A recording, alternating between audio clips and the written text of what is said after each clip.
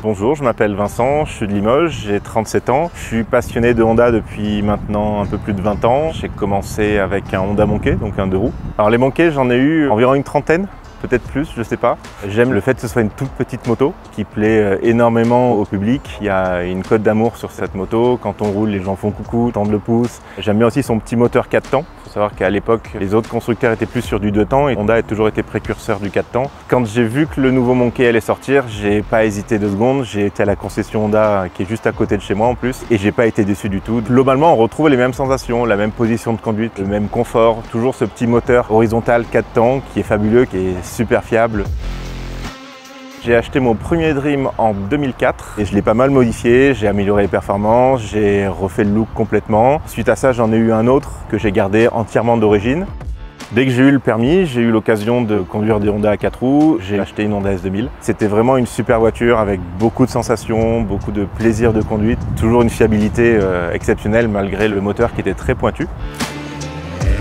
La NSX qu'on voit derrière moi, je l'ai depuis 2015. C'est le Graal de tous les collectionneurs, de tous les possesseurs d'Honda. C'est la voiture ultime, c'est la voiture à avoir. Et il y a toute l'histoire de sa conception, la finalisation avec Ayrton Senna par exemple, le fait que c'était la première voiture monocoque en aluminium, le moteur qui reçoit des pièces en titane. Voilà, c'était vraiment une voiture exceptionnelle pour l'époque qui a été chercher les Allemands et les Italiens sur leur terrain de jeu. J'aimerais beaucoup essayer la nouvelle NSX et pourquoi pas franchir le cap et mettre un pied dans la gamme actuelle de chez Honda. J'ai eu la chance de tester la Honda E, qui est pas une hybride mais une électrique. C'est une voiture qui est assez plaisante à rouler. J'ai principalement fait de la ville avec, mais c'était vraiment agréable, silencieux. J'ai beaucoup apprécié le mode de conduite avec une seule pédale. J'ai également une Accord Type R. C'est une voiture très rare. Elle a été vendue exceptionnellement en Europe. C'est la seule Type R que les Japonais n'ont jamais eue, donc ils nous l'envient un petit peu. Et celle-là est encore plus rare parce que c'est une série limitée qui a été faite uniquement pour le marché néerlandais. Et celle-là est la 39 sur 50.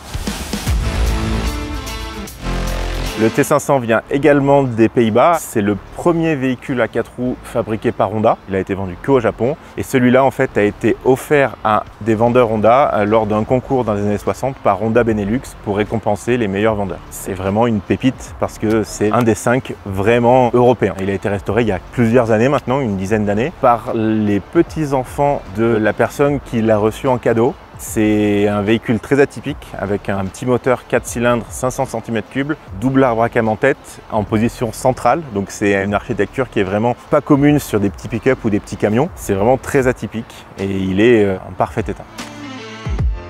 J'ai également une Civic Type R de première génération, donc Civic Type R EK9 avec le moteur 1,6 litre 185 chevaux. C'est un petit moteur qui développe beaucoup de puissance, beaucoup de tours minutes, une voiture très légère, c'est vraiment un kart, une voiture très agréable à conduire. Pour l'époque, c'était vraiment révolutionnaire d'avoir autant de puissance dans une toute petite voiture et les performances étaient vraiment exceptionnelles. Je vais regarder en détail quand la nouvelle Civic Type R va sortir. C'est un véhicule qui est très agréable à rouler au quotidien, qui est pratique. Mais on retrouve aussi l'ADN course de Honda, on peut aller sur piste avec, pourquoi pas en rajouter une dans le garage.